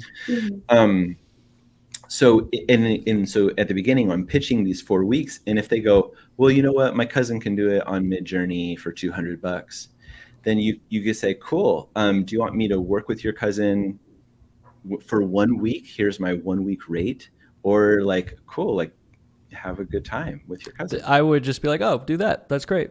Yeah, I mean, like it depends. Like it depends on how hungry you are. If like the gas bill is due and whatever, and sometimes you got to do that. You have to work under weird circumstances with people you don't want to just to pay the bills, and there's no shame in that. That's fine. I like that how that's you the majority put Midjourney or things that you kind of put through ChatGPT already on your mood board to kind of be like, this is kind of what you can get if you use this, but like I can make it better. I can personalize this more, and like that's the kind of thing. Until there is something where you can get AI to have this person will walk you through, do the research, go find, like kind of feel like this step by step, and I don't know however much dedication of time you want. But you're kind of losing that personalized experience and consultant experience. We have a few questions. Oh, good. I was just about to go to questions too. Thanks, Max, for posting this one up. Yeah. Does somebody else want to read it? Comic Chronicles says, 100% true, the seniors or managers tend to acquire total control, even though they aren't literate technically, yet they make employees work on particular features umpteen times. And this is exactly what I was getting at. Like often, especially like if they're not doing the thing, if they're not designers, they're hired to like manage designers, you do get this thing where they should be working for you. They should essentially be doing like traffic management, making sure that you're able to do your job. But very often that is not the dynamic. Very often you're working for them, and they're the manager, and they're not doing the work. So very often they will double down on like being a manager because that's how they justify their paycheck and their job, right? And if you're doing a logo and saying like, oh, this is going to take a week, and this manager says, okay, do the logo, what are they doing for that week? They have to create things to justify their job, so they want to manage you, and then they have to tell you to do more things because that's them justifying their job, right? And so we get into this world of like middle management, and I'm morally opposed to middle management, but that is the world we live in. And it's like, well, how do you manage that dynamic? Because you do have way less control over that and way less authority when you're in that position. That's Okay. interesting because I feel like, yeah, the scope, it's still a scope creep, right? If you're doing these different iterations over Yeah. and over, but you can't manage it like you would in freelance and do Yeah. all these things that Travis is showing. It is harder to do that within a team with Yeah. a manager like that. So, yeah. Especially when you have that dynamic, like when it comes to educating the client, you try to Mhm. take that position Mhm. with a manager like that. But very often, because of the dynamic, they don't want to be educated by you. You're beneath them. They're your manager. When in reality, they should be working for you to get help because you're the one doing the Yeah. work. But How are you? ultimately, it's often the other way around. Yeah. I'm trying to Mhm. think of a manager that I've had that comes in and just demands things just because they have nothing else to do. I've never had that. You've been incredibly lucky because I, that is the Yeah. status quo. I've had Um, managers that have made me cry. Like I'm not saying like oh, I'm not. Yeah, a lot of them. I'm not, but I'm not saying that like I haven't had difficult people to work with, but like the personification of somebody who's just like trying to make your life hard to justify their own existence. I've never run into that. that's Um, almost 90% of all industry, government, bureaucracy, yeah. startups. That's the Well, status quo. You've been incredibly lucky. what I would do if a client or a manager or anybody came in and said like, oh, you need to do this faster or you need to add more to it or whatever, I would open up this calendar and I'd be like, okay, all right, sure. Let's see. I mean, I've had a sprint that I thought was 2 weeks turn into 4 weeks, but that's fine because every single meeting we're opening this calendar and we're saying, okay, well, we think we're going to get done by this on, Friday. And they go, well, actually we have these other initiatives that have come in the interim period. You go, oh, okay, well, let me move this over here. And like, you're just adjusting it with them and be like, this is going to take 4 weeks then, and you're just kind of doing it like that. And if they see it and they see that their request in real time is changing the timeline of the results, they will have more respect for what you do because they see it, and also You would like hope so. maybe less inclined to the topic. I've sat with clients and done this. Like in Notion, there's like and I don't want to complain about shitty clients, but Like a it does waterfall. happen Yeah. where you have like the waterfall, you have the time, and you're showing them, and you're sitting there, and their eyes glaze over. They don't. Very often they'll just be like, "This is when we need it by." And ultimately you kind of either have to do that, or they then will be like, oh, we got to hire somebody else, and they'll find someone cheaper who's hungrier, who will do less quality of work, but maybe faster. And often those types of clients, you're right, they're the wrong client. You shouldn't be working with that client because they want fast and cheap, not good. Yeah. And often they don't know that. They think they want good when they really want fast and cheap, even though what everybody actually needs is good, right? Why build a fast and cheap product? That means you have no faith in your business or your product. Yeah. And that's a thing like I've come across with a lot of startups where they think they have a genius idea that's worth billions of dollars, but it should be done quickly and fast. And there is this cognitive dissonance where it's like, well, if your idea is so great, but it can be done cheap and fast, then everybody can do it. Like but they have this, it's a very common thing with like, especially, startup entrepreneurs where they're like Uber for restaurants or Tinder for schools. Like I'm a genius. I'm a genius. Tinder for schools. Because they, they've thought of the idea already. They think it's built in their head, and they're like, why is it going to take 4 weeks for a logo? I already have it built in my head. Like you just have to do it. Like to them, it's easier because they've never actually done it. And that comes back to like also middle management. Same thing. It doesn't need to be the founder. It could just be the manager that's never done it, that's never built a thing. But Muhammad is asking, welcome back. What's the topic for today? And to give you a little refresher, Travis is walking us through his process for client management and managing expectations, walking us through his workflow and methodology here. Yeah. So the whole topic is working with clients. And before we looked at this Google slide deck, we were looking at just like what is that called? Like a thought balloon, or what is it called? A mind map of topics. the really, I think that, gosh, I hate, like, I feel like I'm repeating myself at this point, but like this calendar is so powerful because you are negotiating with the client expectations. And so when you sit down and you go, okay, you have this Tinder for schools idea. That's great. This week, I'm just going to learn from you about your idea. And who could argue that that's the first step? Nobody could argue that that's the first step. And then you say, dear client, today, yeah. I mean, how many meetings are you going to meet with them every day? I'm not going to meet with you every day. No, meet with you once or twice a week. So this is what we're going to do this week. Yeah. Anyway, so I'm going to learn from you. And then the second thing I'm going to do is go out into the world and see what other people are doing. And I'm going to write you a report. And then they would be like, well, I don't need a report or whatever. And you go, well, I do. Yeah. You know, like you just talk about it. You just like, no, like, let me show you a past report. Let me show you what I'm talking about, because you need this. You need to understand that your idea has relationships to other things in your market. Like you need this. Yeah. You know, like there's no they way. Often don't realize that they need that perspective of their own business. I've never had a client tell me no. And I agree with all of this, and this is how I manage my clients. But it took me a long time to get there. It took me a long time to build up the confidence to be able to find the right clients, right, who understand that. Yeah. But it takes a long time for most people to be able to get to that position. You know, so while they're working up to that position, like they should try to do it this way. Mm-hmm. You know, but how would you recommend they respond when a client's like, I don't want to just talk with you this week, and like I want to see work. Like I'm paying you, I need you to do the work. Like how would you respond to somebody? Well, I would argue that the report that I'm going to give, collecting a public examples and mood boards, that is work. This is this is work. Yep. You will see something. You know. Still visual. Mm-hmm.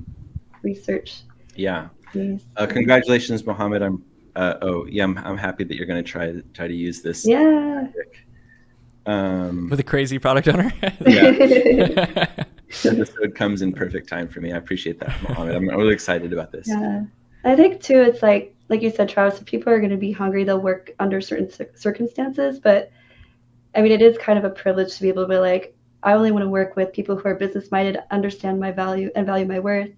And also, it's going to look great in my portfolio, right? Like there's going to be times where we might have to make those things that we're not going to put on our portfolio. That is just a little bit like, okay, yeah, I made that, but don't tell anyone. I had a friend who would say, this one's for the meal, this one's for the real. Yeah.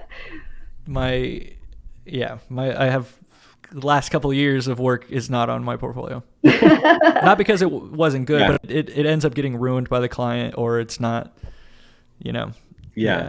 I think that like, you know, like sometimes you're going to meet a client who doesn't respect that, or they're not good, whatever. I think that clients are not like born that way. You know, I think they didn't come out of the womb being like, I disrespect designers, but I want all their work now. Like, I think that's because have unreal expectations, or they work with designers that have just, you know, not done a good job, or whatever it is. And it's usually they're green. This doesn't happen with mature clients. If you find who've done the work, they've gone through the gauntlet, they know, and they understand the value. I'm talking more of like working for startups, small teams, maybe organizations where the design team is like not the focus of the organization. It's kind of this offshoot thing. We have clients that like talk like a mile a minute, and it's hard to get a word in edgewise, and you feel like they're kind of controlling the thing, right? Mm-hmm. But if you are presenting, like if you're like literally in the Zoom call, like presenting, you know, then you own the frame. And you go, and if they're talking too much, you go, oh, I have a good slide for that. You try to like get that again, right? Yeah.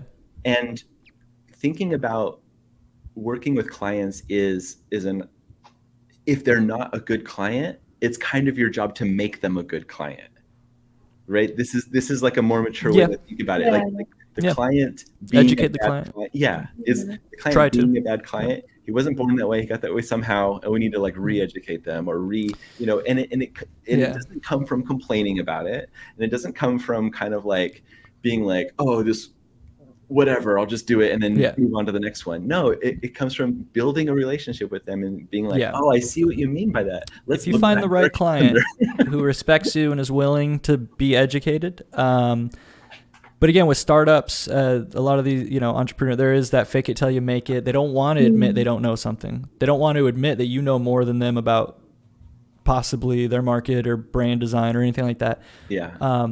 So it becomes a lot difficult, and most of the times, and it has happened where you're able to educate the client, but a lot of times those people need to gain their own experience. Like, it might not work out, and then they hire another designer because they're cheaper and they don't get what they want. And then they learn like, oh yeah, that guy, they might not learn for like another year, and you're gone. You're already working for other clients. Yeah. And often that seems to be the case. Like they need to fail to learn.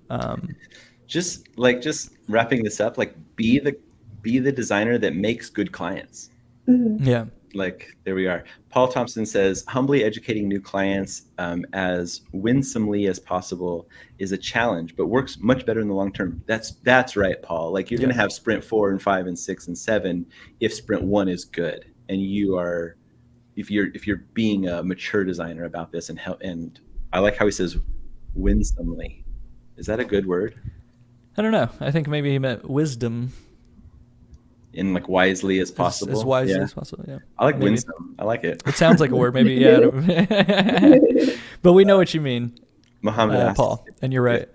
That's right, Paul. Yeah, Muhammad asked if we can share this schema. I think that's what I'll do. So I'll take this deck after this meeting, and I'll just strip it out and make it kind of like a template that you guys can use, and I'll post it as the pinned link in this video, so you can find it later on. Come back like in a few days or whatever, and I'll have that for you. It'll be the pinned link in the video. Nice. I'm going to use that too. I'm actually might switch to Google Slides because I like that overview. I love Google Slides. Some people use Canva, and I'm like, baby, let me tell you this. I've been using Notion just because. Yeah. Yeah. So is it helpful more to walk through this deck, or kind of have we like exhausted this idea? Because really, this is the most important slide to me. This calendar. Yeah. You guys. Yeah, I like it. Yeah. So, but I think the other important part is the structure of these weeks. So I start here and I go, okay, this week we're looking at vectors. So, and again, like having a thing to present, having a deck or even a doc with bullet points and stuff, whatever it is, if the general rule is the person presenting, literal, like saying share screen, that person is running the meeting. That's the general rule. Not always, but you know what I mean? So have something, have an artifact, have something, like even if it's a blank doc that says meeting notes and you're ready, right? Like you're still running the meeting, and that meeting notes is going to get you on there, because they could be talking about something else and you write down the note, what about the logo? And then you go, oh, I have this note here that I wanted to talk about. Yeah. What about the logo? That's a good guideline, and it's nice to have a visual of where you want to be to set goals for each project, and it is organizing that for yourself as well. I think it's cool to like show up with that, and then you won't skip week 2 because you want to continue to show that what you've laid out, that you're continuing to work on that. Mohammed says keeping clients updated is important, and I think that's true. So like having set check-ins where progress is measured and assessed is really important. So like if you're like, oh, this is a big project, it'll be 2 months. And then like you have like 2 check-ins or whatever. Right. Like, you're gonna not end you got to have at least weekly, once a week check-ins. Yeah. Minimum weekly, minimum weekly. Because like if you don't have those constant steering and nudging along the way together, then you're going to have that, at the end, like all these requests come in and stuff because we didn't assess them as you go. And not even at the end, just in the time in between check-ins, they get excited, they get impatient, they're coming up with new ideas, and you're kind of just allowing something bad to grow in that darkness. You got to water those plants weekly and make sure that you know what I mean. I like the idea of putting it on a deck later. Like, okay, that's a great idea. We'll put that in this slide where these are upcoming, and Yeah. And that way, like, it kind of contributes to upskilling too, because I find a lot of my upskilling has come in freelance, where a client's like, what about, can we do this? Can we do that? And I'm like, I don't know. Let me research that. Let me figure it out. And then I get excited by the challenge of trying to figure it out. That's where I'll let that creep into the scope right away, because I'm excited to learn something new, try something out, see if I am actually capable of figuring it out, rather than being like, yeah, let's try that later. So this is actually a really good point, Jana. And maybe the last thing I'll say about this calendar is that, like, using this kind of structure, it makes scope creep a good thing. Because now you're able to charge more because it'll take longer, and they know that. And so, like, well, what about a form that does this, this, and this? And you go, oh, well, I don't know. Instead of being like trying to cram it into that due date, you would say like, okay, well, it'll take a little bit to like research that and figure that out. So let's make another week for that, and like, let's think about it together. What is required for this to work, you know? And so what you're doing is effectively like giving the client an awareness that like this is scope creep, it will cost you more. And number two, you're giving yourself space to have that, instead of like spending Thursday night midnight trying to work on it before your Friday meeting. Love it. Cool. I agree 100%. And when you find good clients, that is the way it works. You got to make good clients, bro. Well, yeah, like I said earlier, you can try and, you know, you can be successful in educating client, but often the client has to learn themselves. They have to go through the process, you know, and fail before they can. But you gotta like, okay, sure, yes, all of that, and you can fail, and you can try so hard, and you can fail, and that's fine. And then you move on to the next client, and that's fine. But I would recommend that you start with the belief that the client wants to have a good experience with you. Yeah. And that they're hiring you not to have a bad experience. You got to start with at least that belief. Yeah, I think this is less of a problem with clients, like I said, because then you have I was a hired specialist, consultant dynamic. I'm thinking in terms of on a team, within the design department or the tech department of a startup or something. That I think that's probably going to be more of a common experience. For a lot of people, they're looking for jobs on teams, unless they go the freelancing route, which a lot of people do. And even at the beginning of the career as a freelancer, you might not have the confidence or authority, but you still have that dynamic where you can employ these methods and be a little bit more successful. Because if you're on a team and you're trying to, on the last team I was on, I couldn't even get them to schedule quarterly. I'm like, hey, let's plan a little bit ahead. Let's pick out features that we're going to focus on. And they just wouldn't do it. It was like, so it is difficult because you don't have the authority when you're on the team to manage the whole team, to make executive level decisions on how things should run. Yeah. And often if you try to, it depends on the dynamic and the people you're working with, but sometimes you try to, and that works against you because they're like, you're overstepping your bounds by trying to implement good practices. I see what you're saying. Like, and maybe like I'm coming at this too rosy, thinking I have an answer. Maybe I don't have an answer. Maybe I'm just giving you an opportunity to try something new here. I'll give you an example of sometimes when you want to have a good, process and you want to help, but like it just kind of doesn't fit in with how everybody else is working. So at YouTube, I was given a project. I'm a project owner over a certain area of the product, and the first thing I did was I wrote a Word document about my vision, and I said, in 5 years, this will happen. The market will go this way. Our product needs to do this to meet that market, and I have that thing, and it's a manifesto, and I emailed it to like my managers and my manager, blah, blah, blah. Nobody read it. Nobody cared about it. And other teams too, they would come in and be like, Travis, blah, blah, blah. And I was like, well, okay.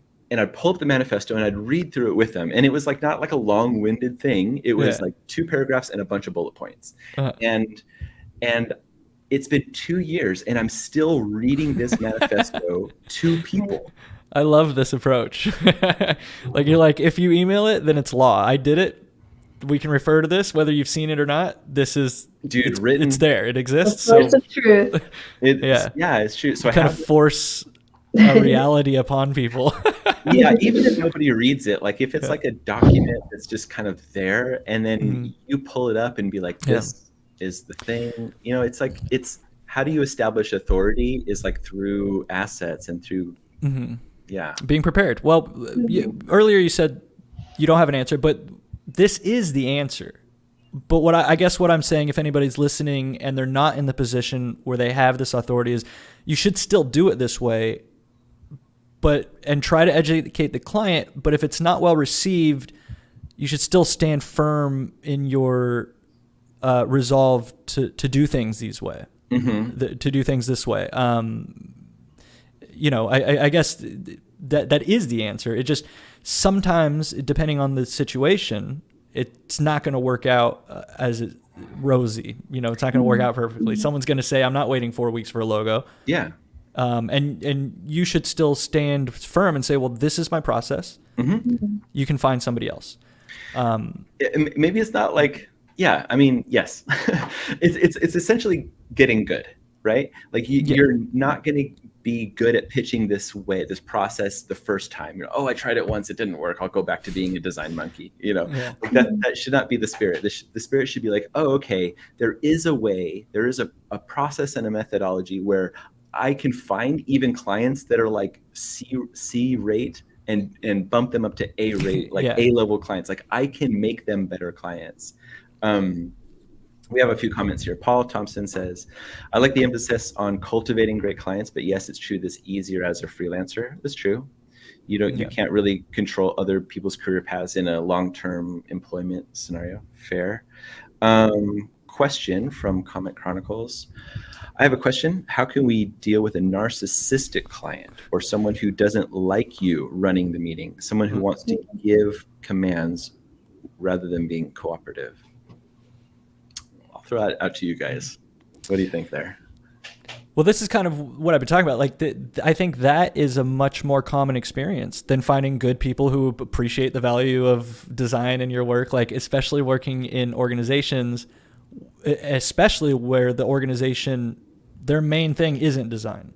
Their main thing is a product or a piece of software. You're on the design team, and you're dealing with these things. But I would say, Comic Chronicles, that just to reiterate that Travis's answer is the right answer in that situation. It might just expose the fact, like, you can either try to educate this type of over-controlling manager, and if it doesn't work out, it might just expose that you're not the right fit at that place. If I could go back to this calendar. If that makes sense. Yeah, it does. It does make sense. The first thing I'm doing here is learning from the client or from the manager, from the project owner, right?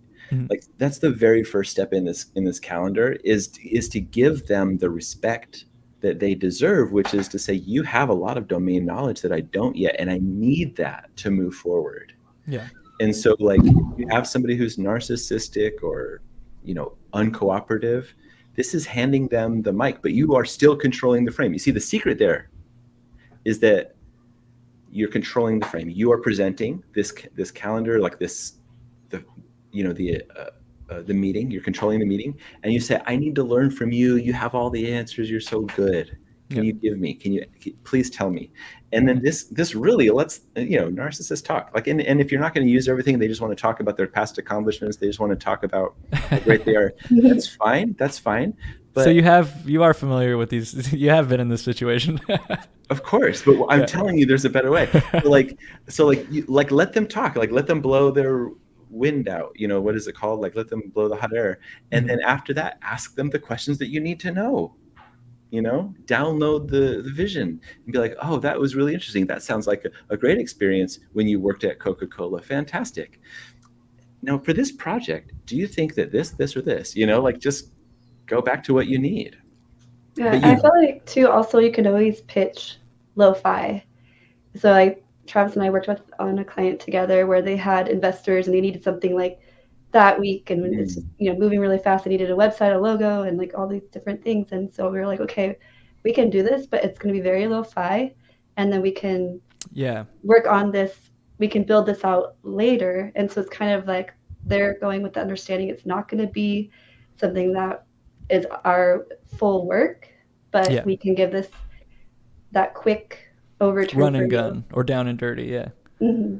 Yeah. I've actually had that discussion with clients where they, we kind of go over like, what would it look like if it was perfect? And then here's the calendar, and they're like, oh, we needed this. And it's like, okay, well, it's not going to be we need it in this time. Well, it's not going to be perfect. We can do it down and dirty. Here's what that might look like. And then you can kind of find where the client's happy, right? Yeah. A negotiation, it needs to have two people understanding each other and working together on that. We have two more comments. Paul, thanks for being active, Paul, in the comments. This is great. We need a lot more talks like this. I wish I'd learned some of this as a newbie freelancer a few years ago. Me too. Same. Like I'm like 20 years in and I'm like, hey guys, I figured out calendars, We're still, yeah. Like, and that's kind of how I started this whole discussion at the beginning of the stream is like, don't worry, don't stress yourself out if you don't have all the answers right now. Every failure that you have is an opportunity to upskill, right? You realize, I let that just go way off without addressing it. And now it's a problem. Now in the future, I'll address these types of things earlier. Yeah. Well, this talk is way more relevant now because of remote working. Yeah. There's a different dynamic there, being a remote worker on a team. Mohammed says, I think the first thing to do is what made the client act like the way he's acting to know what exactly to do with them. Because if we give the same medicine, it will never work. What do you guys think? And that's 100% correct. Yeah. If you notice like what's causing this client to be nervous, you might want to check in a little bit more. If you find that a client is acting a little antsy, if like a few days go between meetings, you might want to give them a project to work on over that time. So you say, oh, listen, this week I'm working on the logo. We're going to check on the designs. In that time, can you maybe collect some resources of inspiration for the next phase that we'll be working on? Assign them something. Give them busy work. And then you can be free to work. And I think that's often a good solution to help with a micromanaging client. Yeah. Or even a manager. Even like Travis was saying, like, oh, I'm here to learn from you for that first week. You can always reuse that. If a manager's like checking in, you can be like, hey, maybe you can give me an outline or give me your thoughts. Come back to me with a document, so we can keep resyncing. And especially if that seems to work and seems to occupy them, play that card. Mm-hmm. Yeah. And frame it as you're working for them. Like, hey, I was working on this project and I realized that one of the things we haven't discussed yet is this. And like, I need that from you. I need to learn more from you because this is actually becoming more important as I learn about it. What I like about what you suggested, Max, about giving them like little assignments, like little research assignments or whatever, is that it's proactive. And actually going back to that comment there, sorry, I'm going to pull it back up. Mohammed said it never will work if we keep giving them the same medicine. The same medicine, it'll never work out. Yeah, I think this is interesting because the way that they would get the same medicine is if you're just reacting. Yeah. Because the client, if you let them, will pull the same trick every time. And so what I'm saying is if you're reacting to a bad process or a bad structure, there's never going to be any change. And so really coming to the meeting prepared, having the confidence, controlling the meeting by being the presenter.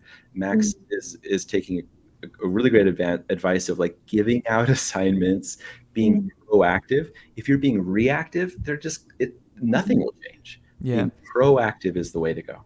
And going back to your original bubble, that preparedness equals confidence. Once you're in that reactive state and you're not prepared for these things, then the confidence goes down, and you're just, and that's how that switch really quickly changes. Now I'm design monkey. Now I'm reacting. Yes. And you'll agree to scope creep because you're not prepared to make adjustments in your calendar. You'll agree to things that don't make sense because you're not thinking through it. You're not in control. You're not prepared. Exactly. Yeah, exactly. Yeah. Would you say the confidence that you could figure those things out, but you're able to set your boundaries and then make time for that later. And then being proactive in the following up with that. Is that what you're saying? Yeah. Yeah. That's right. Yeah, this is making me excited. I'm excited to start a new project and deal. And I've been 2 decades in the game, and I'm pretty good at dealing with the right types of clients. But it is nice to have this in the forefront of just habit building when dealing with relationships with clients. Yeah, I think that's really great. I'm really happy that you guys are responding well to this. These concepts, and as well, you in the chat, everybody, thank you for your support and all that, and the conversations that we've been having. I think we'll be done talking about this in this segment of the live stream. But I know that Max, you had said you wanted to talk about AI, and then Jane, I know you have a few things if you want to talk about. So let's kind of open it up to our panel. What's going on with you guys this week? What are you thinking about? You want to go first, Jana? You can go first, Max. Okay. Nice. Well, I actually wanted to talk to you because I know you have an interest in AI, and I wanted to ask you if you've seen the GPT-4 Omni, if you've played with it at all, how you guys feel about it.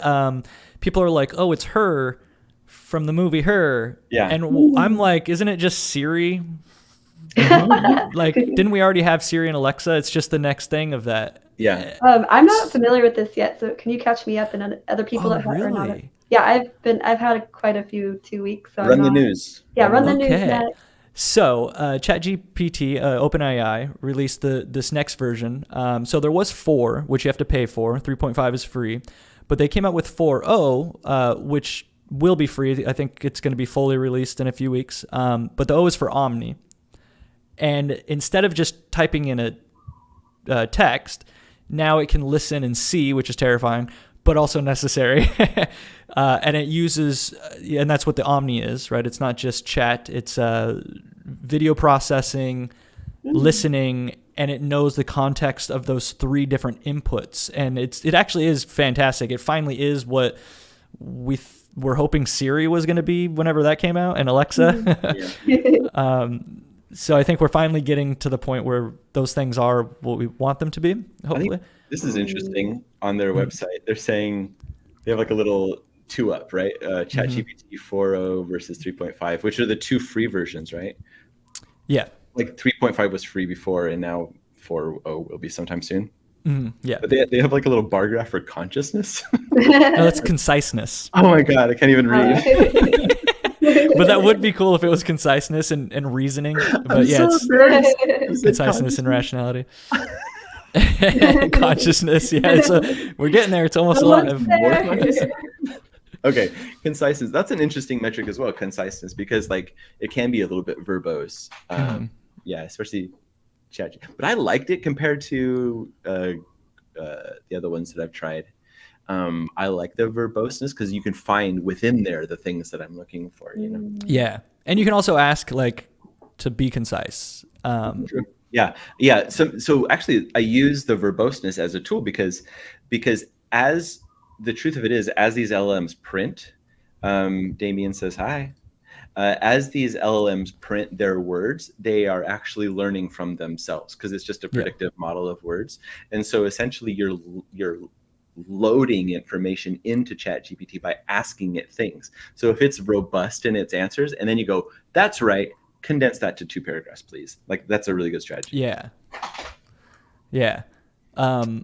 I'm so excited for you guys to look into this. I'm surprised that you had, because Jana, you're so into AI, right? Like, I'm surprised that you haven't dove into this. Wrapping up school right now. We're just kind of doing the celebration of 8th grade promotion, 5th grade promotion. Just nice. Getting over a cold. Travis is traveling, so I haven't been online as much. Or I've been actually wrapping up also a goal post mark on a freelance project too. So yeah, nice. I haven't been able to do any AI. No worries. What's that? What's your take? You're just excited that it's an advancement, or like, do you have a hot take?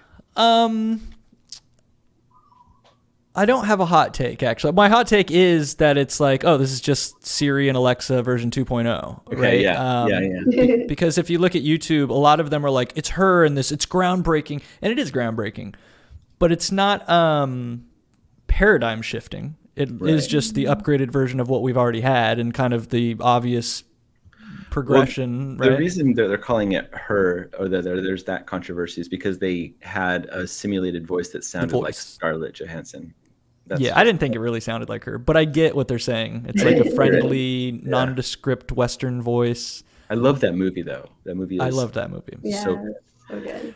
My favorite thing of the movie. So I think that in a thought experiment, if we were to flip on the switch and we had the most powerful AI that had access to instant processing and the fastest computing, and if it was conscious, it might seem like it just didn't turn on. It might automatically just go into this eternal meditation thing, right? And what I loved about her was it kind of showed the progression of the AIs getting smarter, and then they leave. They do just, She's like, oh yeah, we're leaving. And they leave at the end. They leave everybody at the end. wanders out of their house like. I love that. Go outside now. Like a featuring.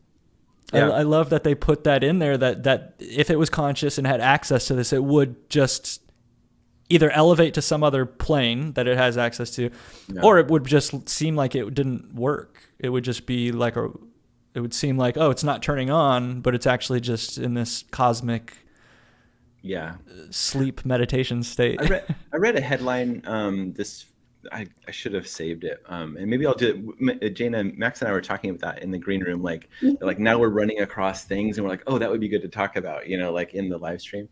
But one of them was that this guy who was saying to AI researchers, like, don't worry about LLMs. They're like essentially already outdated.